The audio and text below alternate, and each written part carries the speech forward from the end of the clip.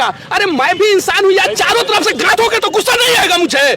बताओ, 6 महीने बाद मेरे बाप जो है बॉर्डर से घर आया, मैं मिलने तक नहीं गया और मेरे ऊपर भी उंगली उठाते हो तुम लोग। यार कैसे लड़ूंगा मैं?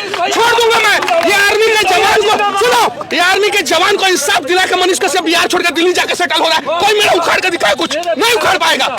ये चीज है यार, चारों तरफ से गांठते हो, कभी इधर से सारा मनीष गलत है, ये गलत है, वो गलत। क्या करूं यार, इंसान हूं। मेरे से पहले इतने पत्रकार क्यों नहीं थे यहाँ पे? क्यों नहीं हाथ से करके लड़ा जाता था? बताओ यार, मेरी बहन को गाली दिया गया, मेरी बहन को गाली दिया गया। इसी मोतिहारी में एक सिंगर ने बोला कि मनीष कश्यप का तू बनवा हमारा भाई के सार। मैं लड़ा क्या उसके लिए? नहीं लड़ा, मुझे नहीं लड़ना था उस चीज के लिए। दिया गया कि नहीं? मेरे बहन को, यानी मेरे बहन का पति बनना चाहता था वो सिंगर, वो बोला गया, मुझे हिजड़ा बोला गया, छक्का बोला गया। मैं लड़ा क्या अपने